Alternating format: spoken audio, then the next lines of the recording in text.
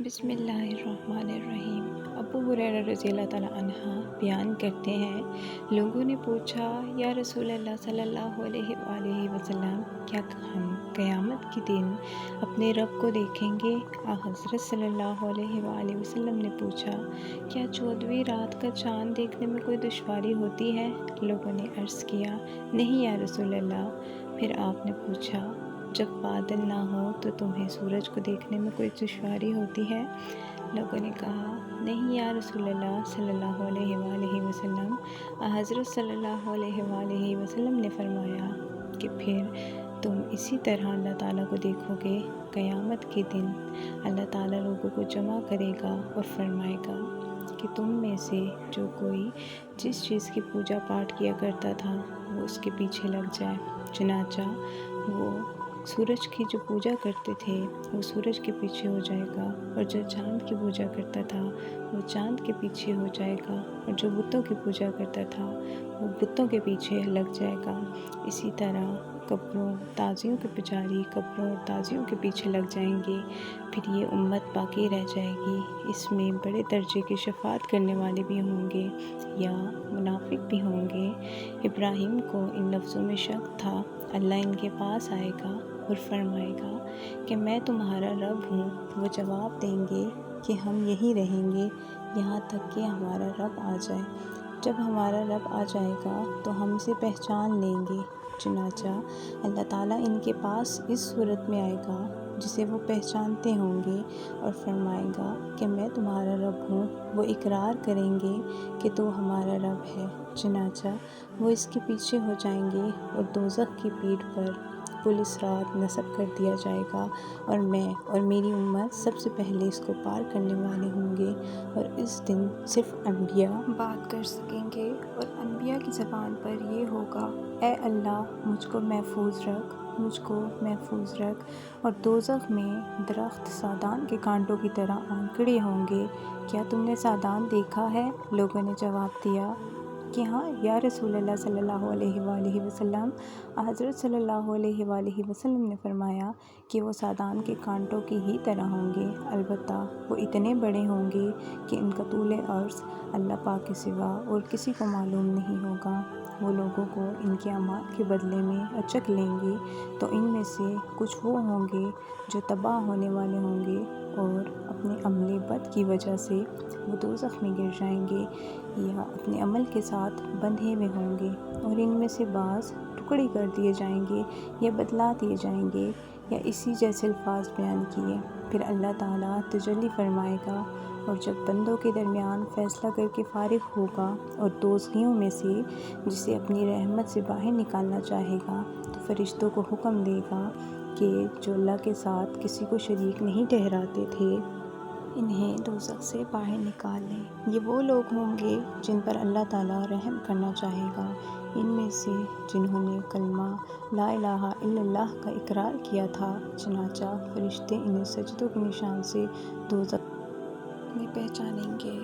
دوزخ ابن آدم کا ہر عضو جلا کر بھسم کر دے گی سوائے سجدے کے نشان کے، کیونکہ اللہ تعالیٰ نے دوزخ پر حرام کیا ہے کہ وہ سجدے کے نشان کو جلائے۔ یا اللہ ہم گناہ گاروں کو دوزخ سے محفوظ رکھیو، ہم کو تیری رحمت سے یہی امید ہے۔ چنانچہ یہ لوگ دوزخ سے اس حال میں نکالے جائیں گے کہ یہ جل بھن چکے ہوں گے، پھر ان پر آب حیات ڈالا جائے گا، اور یہ اس کے نیچے سے اس طرح اگ کر نکلیں گے جس طرح سیلاب کے کوڑے کرکٹ سے سبزہ اگ آتا ہے۔ پھر اللہ تعالیٰ بندوں کے درمیان فیصلے سے فارغ ہوگا۔ ایک شخص باقی رہ جائے گا جس کا چہرہ دوزخ کی طرف ہوگا۔ وہ ان دوزخیوں میں سب سے آخری انسان ہوگا جسے جنت میں داخل ہونا ہے۔ وہ کہے گا، اے رب میرا منہ دوزخ سے پھیر دے، کیونکہ مجھے اس کی گرم ہوا نے پریشان کر رکھا ہے اور اس کی تیزی نے جھلسا ڈالا ہے۔ پھر اللہ تعالیٰ سے وہ اس وقت تک دعا کرتا رہے گا جب تک اللہ چاہے گا۔ پھر اللہ تعالیٰ فرمائے گا، کیا اگر میں تیرا یہ سوال پورا کر دوں تو تم مجھ سے کچھ اور مانگے گا؟ وہ کہے گا نہیں تیری عزت کی قسم میں اور کچھ نہیں مانگوں گا، اور وہ شخص اللہ رب العزت سے بڑے عہد و پیمان کرے گا، چنانچہ اللہ اس کا منہ دوزخ کی طرف سے پھیر دے گا۔ پھر جب وہ جنت کی طرف رخ کرے گا اور اسے دیکھے گا تو اتنی دیر خاموش رہے گا جتنی دیر اللہ تعالیٰ اسے خاموش رہنے دینا چاہے گا۔ پھر وہ کہے گا اے رب مجھے صرف جنت کے دروازے تک پہنچا دے۔ اللہ تعالیٰ فرمائے گا کیا تو نے وعدے نہیں کیے تھے کہ جو کچھ میں نے دے دیا ہے اس کے سوا اور کچھ کبھی تو نہیں مانگے گا۔ افسوس ابن آدم تو کتنا وعدہ خلاف ہے۔ پھر وہ کہے گا اے رب اور اللہ تعالیٰ سے دعا کرے گا۔ آخر اللہ تعالیٰ پوچھے گا کیا اگر میں تیرا یہ سوال پورا کر دوں تو اس کے سوا تو کچھ اور مانگے گا؟ وہ کہے گا تیری عزت کی قسم اس کے سوا اور کچھ نہیں مانگوں گا، اور جتنے اللہ چاہے گا وہ شخص وعدے کرے گا، چنانچہ اسے جنت کے دروازے تک پہنچا دے گا۔